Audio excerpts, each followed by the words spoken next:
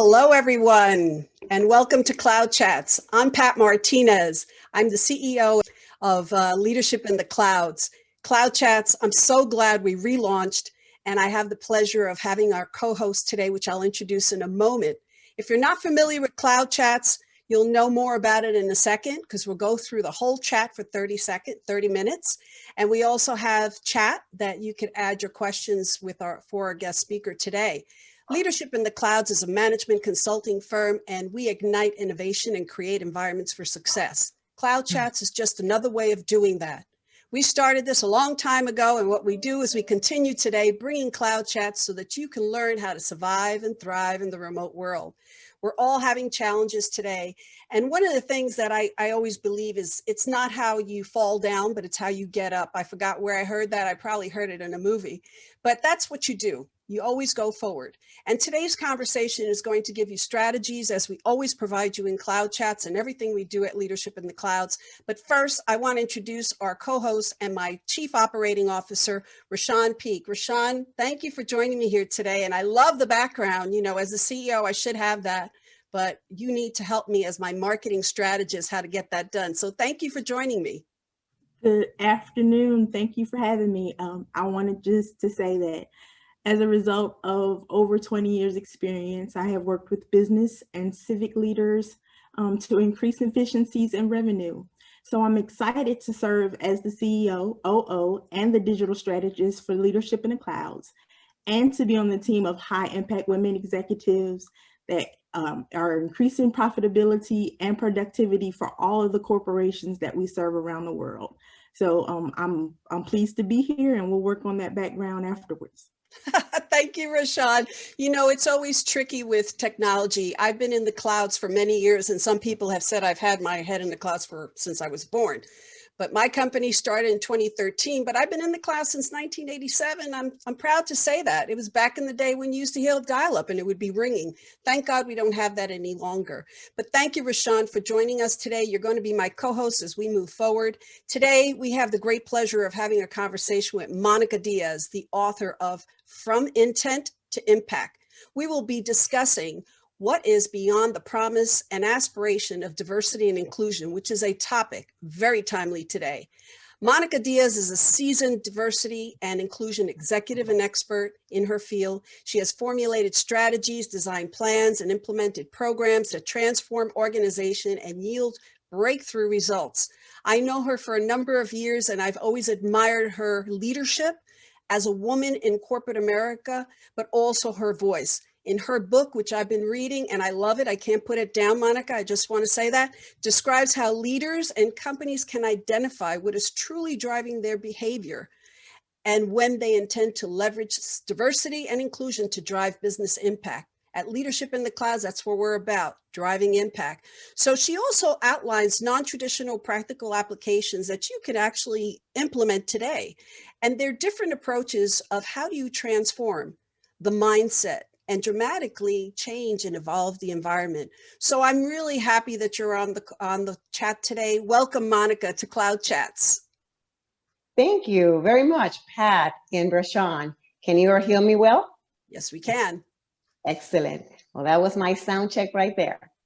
So thank you. You know, it's a pleasure to be with you today, and I'm just honored and appreciative of the fact that we can speak more about my book. Thank you for the reading into it, and as you said, Pat, it has been a collection of learnings and insights developed through the years of working on this space. So the book didn't come out of an idea that came to just write a book.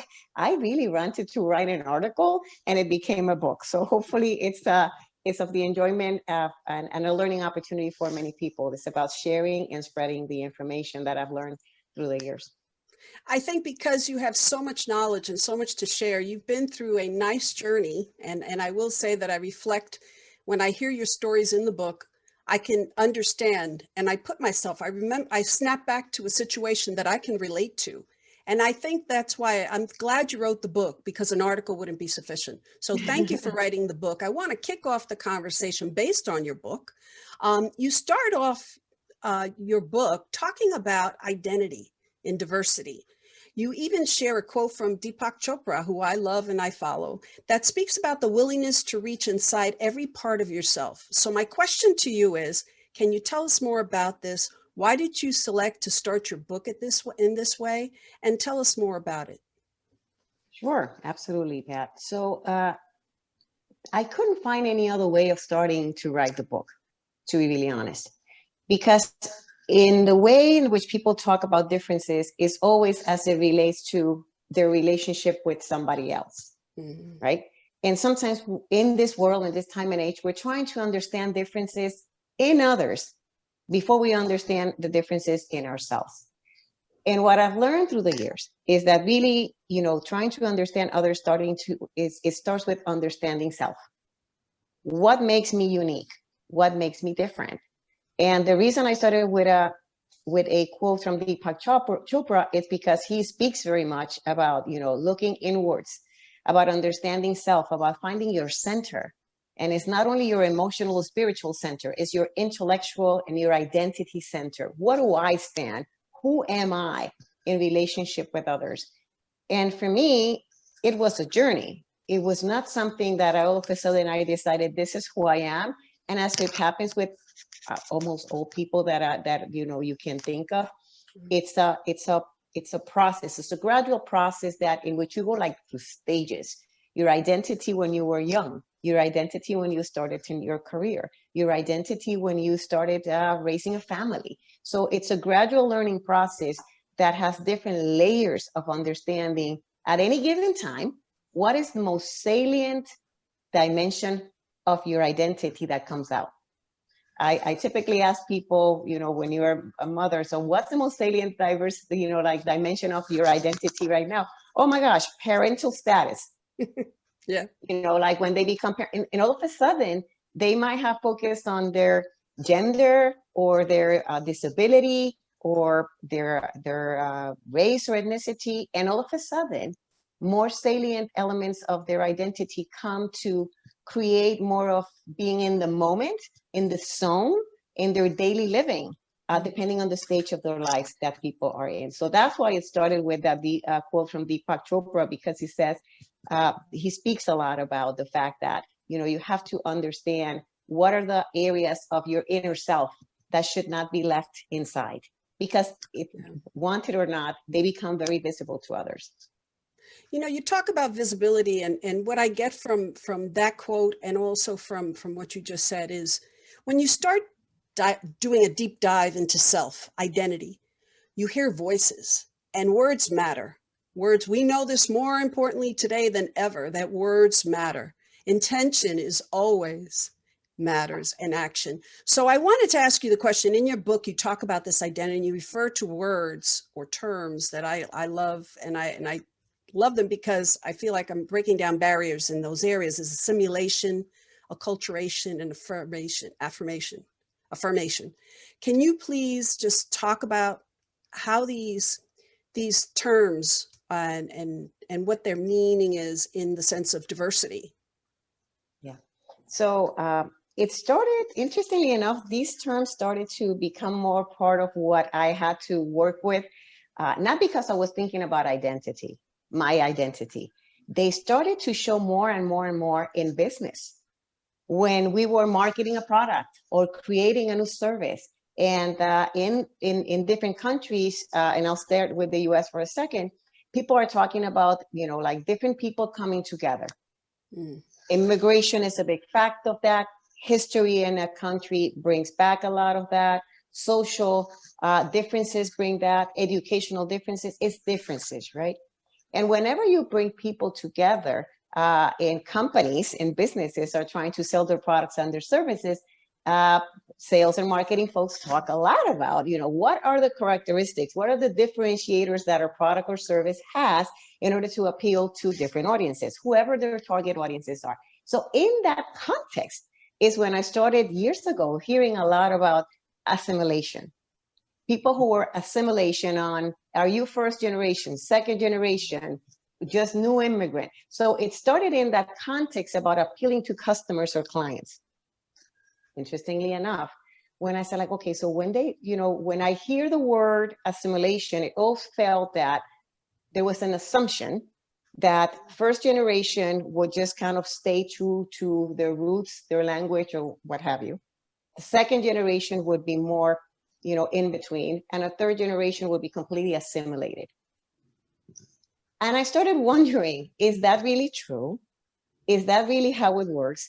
And I found that there was a difference between how people who were talking about that as referring to others, clients or customers, were not necessarily that aligned to how I felt personally in my own family and the people that I know who, are those who we are being targeted to. So people in sales and marketing, we're talking about people like me and others who are different than them, and saying that, we needed to recognize the assimilation. And there was a disconnect.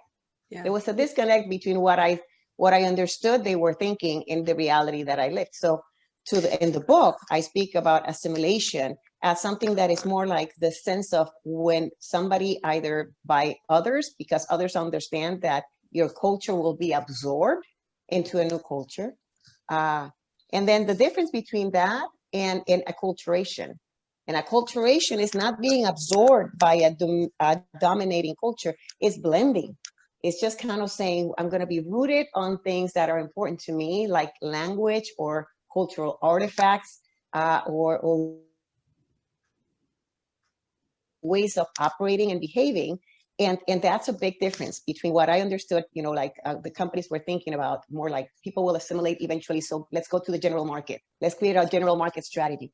It was less from the perspective of acculturation. It typically started with assimilation. And that was the disconnect. And the third one is truly one that I didn't find too much of the social construct related to it, which is affirmation. And that is the one that is deeply personal. That is not a label that somebody else puts on us. That is a decision. It's a choice that we make as individuals that I interact with, that are going to be part of my identity, that I'm going to stand by. The fact that I speak with my hands and I actually wear bright colors because vibrancy is my thing. Those were affirmations that I needed to make. There were conscious decisions. And at first I didn't even think, what? Does everybody have to go through this process of declaring their affirmations? So anyway, the rest is on the book, but that's the process. I know that Rashaan when she heard marketing, I know that the antenna went up immediately, So Rashaan, I know that before I let you jump in, the identity that you talk about, Monica, give us a little bit of your background. Where's your family from? From Puerto Rico. Okay. Yes, I put that on point there. Puerto Rican. Were you born on the island or were you born in the mainland? I was not born in the island. Actually, I was born in New York, in Brooklyn. Okay. But I was raised in Puerto Rico, which is the opposite of my mother. My mother was born in Puerto Rico and raised in New York. So if you hear some kind of, I don't know, some people tell me that I have somehow like a little bit of a Brooklyn accent, it's all my mother, right? Yeah. She's the one from whom I learned how to speak English. So that's where that comes from. And I bring that up, not to belabor the point, but when Puerto Ricans came here from the island to the mainland, because we don't have an immigration issue, we just migrate from one place to the other. We just change our address. Mm-hmm. And assimilation was very large. It was a big thing. You were asked to assimilate. In Puerto Rico at one point, they were told not to speak Spanish. And then in the school system, they started teaching Spanish again. So I know when you spoke about these things in your book, it struck home. I remember the conversations we would have. And now it's acculturation. So Rashaan, I'm not going to hog up the complete conversation. Do you want to jump in with a question for Monica? I want to just comment that yes, assimilation happens all the time from whenever you move from a region. So I was born in Philadelphia, and when I moved down south, there was definitely noticeable assimilation for me and for the people that I was surrounded by. So this is a great conversation. I want to shift just a bit. In your book, you talk about good intentions are not good enough. Mm. So how can that help businesses and leadership teams understand the relationship between intentionality and the actions in diversity? Sure. So I had the privilege and the pleasure of working on great companies and great brands that I'm still to this day extremely proud of. But even in those environments of companies that are true innovators, that are highly respected, that are world-class, there was this dilemma of how much do we really mean that we want to get to the outcomes of what diversity and inclusion bring to the organization. And I always wondered, how is it that in business in general, we can get away with, oh, we have a long way to go. We are doing a lot of work, and it was a lot of activity taking place without that much focus on the outcome. A lot of good intentions. We're well intended. We're doing this. We understand it's the right, but it was like, okay, so when are we going to get it done? And for me, the conundrum always was, could we say that diversity and inclusion is a business imperative? And I wonder if we would apply that imperative label to anything else, like sales, marketing, research, getting products to market, if we would be that patient.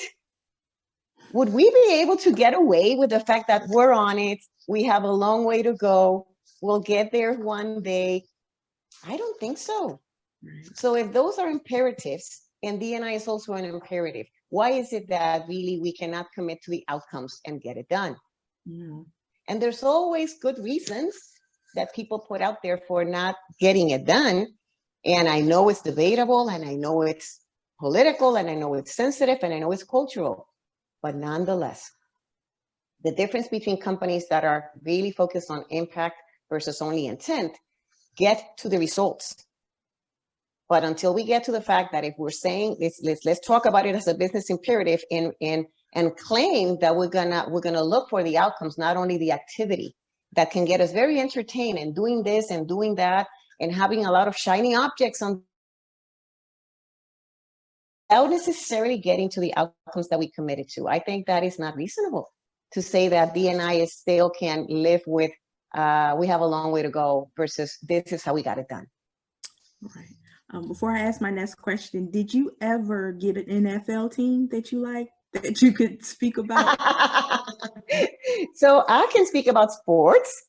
I would just kind of like take it in general, because to be really honest, when I work in sports media, it was an interesting fact that I said, I kind of concerned that some people might think that now all of a sudden I'm a team expert, or I know all the staff there are to be known. And that was not me. I always said, I can get you a lot of people who can talk chapter and verse about that. I'm more of a sports enthusiast, not an avid sports fan. So I'll leave it at that. Great. You discuss confidence as a vulnerable state of mind and explain that the impact of how a company's culture can empower people or diminish their self-esteem. Their confidence in their abilities and their ability to succeed in the companies. Can you tell us about that? And how do we recognize it happening in an organization? So in my book, I give an example that I think it's one that I could well describe what that means. And it is about how companies, even with the best of intentions, really can kind of diminish the self-esteem and the confidence of people, leaders, talented people that we have worked so hard to hire, the proverbial diverse talent, which is nothing else than people who are not like the majority, right? It doesn't mean that it has to be of a certain color, of a certain age, of a certain, it means people who are not represented on the majority of whoever is making the decisions. That's what diversity is all about, right? The differences. And what I found is, in many instances, people wanted to get diverse talent, organizations wanted to get diverse talent to be successful, to acculturate in the organization, to really be able to fit in. And in doing that, there are subtle elements that were typically missed. And I give the example of people speaking different languages and the whole issue of accent. And I speak a lot about accent because I didn't realize that I had an accent until somebody told me. And I said, like, okay, I hear you. I know I may have this Brooklyn accent or Puerto Rican accent, I know, whatever accent. But in my mind and in my head, I heard the accent of other people, like, like a UK accent or a Southern US accent. So I heard other accents, but I didn't hear too much people talking about those accents. It was my accent. So talking about different kind of intonations and accents, it was interesting to see how we wanted to, in the organization that I was in, wanted to help people be successful at the company. And, we used to have like language lessons or accent reduction lessons. And it's always like, okay, so I didn't hear, it almost depended on what accent they were talking about, on who would be target for those programs. So there were certain accents that didn't seem to be a problem. Yeah. Huh? When I So worked at Barclays Bank, they used to go for the classes with Midwesterner accent. So again, a lot of stereotype bias depending on the accent. So to answer your question about what is that vulnerable state of mind, when we say to somebody that is very talented, we brought them in because of their talent and their skills, and if they happen to have an accent, it's most likely because they have grown in a specific place and that's the only kind of like intonation that they have, or because they're managed multiple languages. And then you will have an accent in either or, right? But so the example that I gave was people who spoke multiple languages, 3, 4, and 5 languages. That was such a capital for the company, and being able to reach and understand customers and having a key to their hearts, because that's what language mainly does. It gives you a key to somebody else's heart when you speak in their language. And we wanted to mitigate their accent or minimize their accent by, learning American English classes. And I wondered, wow, if you tell somebody that all of a sudden they need to learn American English, first of all, what is American English? I don't think there's one American English. But it was just telling people that they needed to learn how to speak. And that's the way a facilitator explained it to me. Oh, we're going to teach them how to speak American English. That's very diminishing. That's really kind of creating a vulnerable state of mind that you have a deficit in how you speak English. When for me, it was more about, can you kind of like pivot that and imagine how much of a language capital people are bringing to an organization, and how much of an asset is that for the company? So flipping the mentality in which that program was built gave us, again, and I tell the whole story in the book, going from learning American English to managing your language capital. It's not diminishing. It's not impacting a self-confidence state of mind for the people. It's just saying, you are such an asset because that's why we hired you. And by the way, we're going to help you manage that capital that you represent for yourself and for the company. It's a very different mindset. And that's what I meant by that. Wow. That's a lot. And if anyone is interested in reading what we read, is to go online and order the book From Intent to Impact. And you see the book behind Monica's, I guess it would be her right shoulder, but it's also there. Monica, I know we're coming to a close at CloudChats, but I want to ask you 2 more quick questions, and they're loaded. So I don't know how short this can be, but if we shift the conversation again, which diversity topics are often overlooked in organizations? That's a loaded question. That could be a whole conversation in itself, but maybe in a very short, concise answer, because then the follow-up question, what I'd like to say, and then before I see if there's any questions from the audience, is that not only what is overlooked in the organization, but a few tools that our listeners can implement today in their companies to leverage or of embracing diversity and inclusion. Yeah. So thank you for the question, Pat. Actually, there are certain things that, yes, are overlooked. And for me, more than overlooked, it's underemphasized. And the things that are underemphasized sometimes are the harder ones to achieve. Sometimes we go for the easy fixes. We go for the easy solutions. We go for, okay, we'll hire some person who is of a different color. hire them, get them in the door, put them on the board. And it's less about creating the environment that enables inclusion, that enables people to contribute to their maximum potential. That is a harder thing to achieve. What is the real outcome? Is the real valuable goal? So my most frequent criticism to my own function is that let's not go for the shiny objects that are easy fixes. Let's go for the hard goals that are the ones that are sustainable. And I think that's what is typically overlooked in organizations, under prioritized, is let's go for the real tangible outcomes that give us sustainability.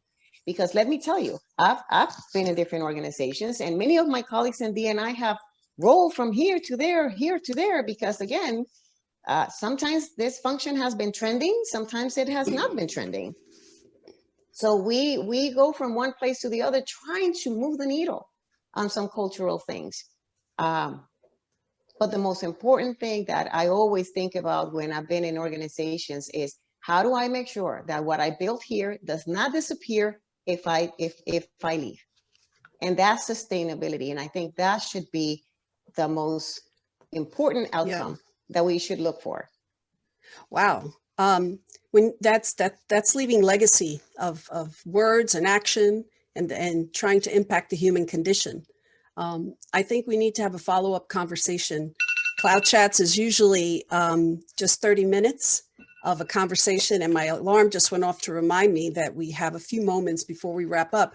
But I do want to say thank you, Monica, because with the book that you wrote, not only do you have kind of a personal journey that people can relate to, but you also provide a guidance, a roadmap, tools that can be implemented today. If you're truly a person that is trying to make a difference in your company, in your life, it's relatable at all levels. So I want to thank you for sharing your thoughts, your talent, your expertise, your strategies. And then in the book, you talk about 5 disciplines. It really is a book, everyone on the call, that if you were, Rashaan's going to give her closing thoughts, but it's a book that you really should read for today, because it can impact if your community work is impacting and you need to know what strategies to put in place. It can be taken to a nonprofit. It's not just for corporate America. So Monica, thank you for joining me here today on CloudChats. I appreciate your leadership. Boricua woman from New York. Thank you. You're from the other borough. And from Bayamón, Puerto Rico. En Bayamón, mi familia es from Caguas. So, and we have another couple of Puerto Ricans on the call. I know that. But I want to thank you. Rashaan, do you have any closing thoughts before we move on? I do. There is a question in the chat. Mm-hmm. Do we have time to answer that question? I think it's an important question. Wow. You may want to ask it, Rashaan. Okay. The question. If you know what, would you mind if we brought him on live?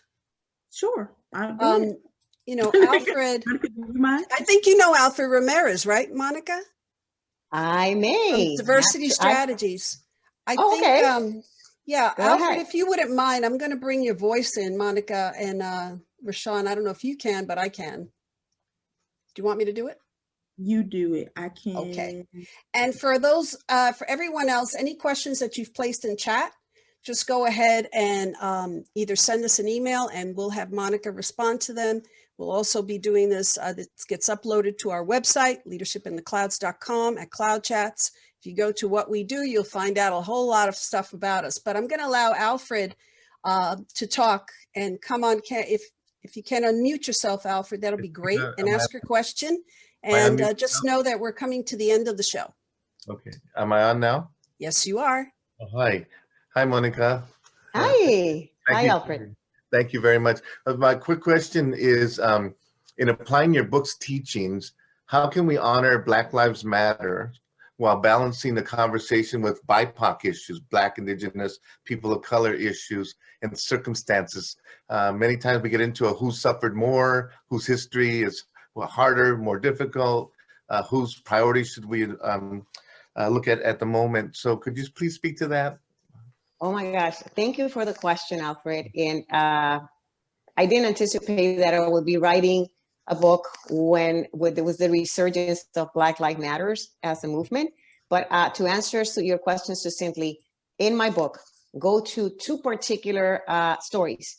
The historic monologue, which is how do you appreciate, as a person who is not Black, the Black history and the Black heritage and the Black suffering. So the historic monologue is one section of the book when you would find a story that explains that. And the second area, it's on the book, is on chapter 6.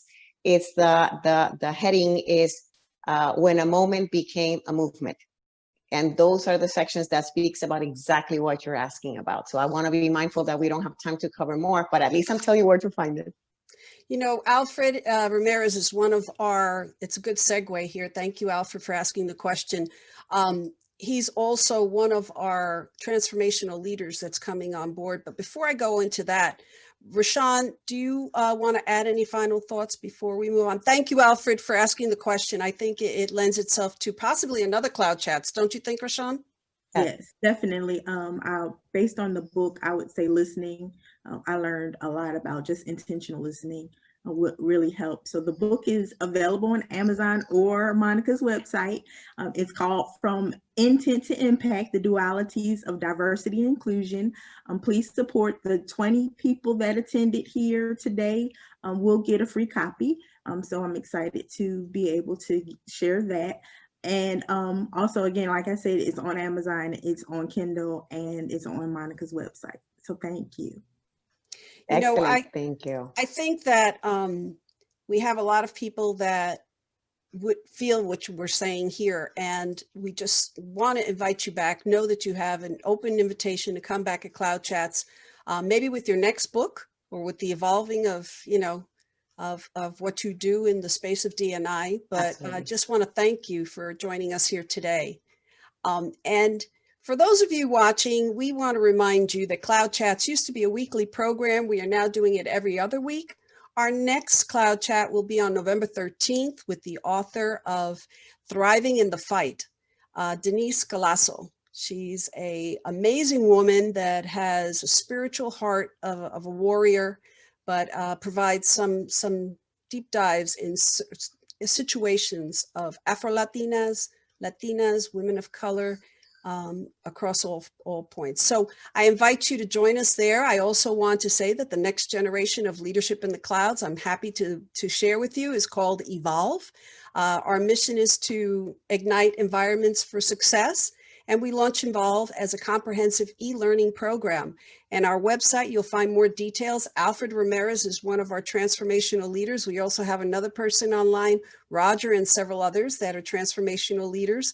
They will be leading programs and sessions in leadership, marketing, finance, sales, technology. They're not doing all those. We have 14 transformational leaders, subject matter experts in each module. But please hop by the website and check out Evolve and give us some feedback. You never know. We may just bring you on board as well. So to celebrate everything, to celebrate diversity and inclusion, I also want to remind you, and I have to do this, to vote. If you haven't received the pen, well, then you have a sticker. So don't forget to vote. Your voice matters on so many platforms. Correct, right? And then I can't go without reminding you the 3 W's: waiting 6 feet, wear your mask, and wash your hands. If not, use sanitizer. I just have to say that because I've just been told, I've just been programmed, because that's the world we live in. Thank God that everybody's understanding how to manage themselves through the clouds. Leadership in the Clouds has been here for a long time, and we're glad that you've joined us here in Cloud Chats. So to our guest speaker, Monica Diaz, thank you for joining us. Rashaan Peek, my COO, and all of you on Cloud Chats. I'll see you on the 13th, and don't forget to check out Evolve and give me some feedback. Thank you all. Take care. Thank you, Pat. Thank you, Rashaan. Thank you, everybody.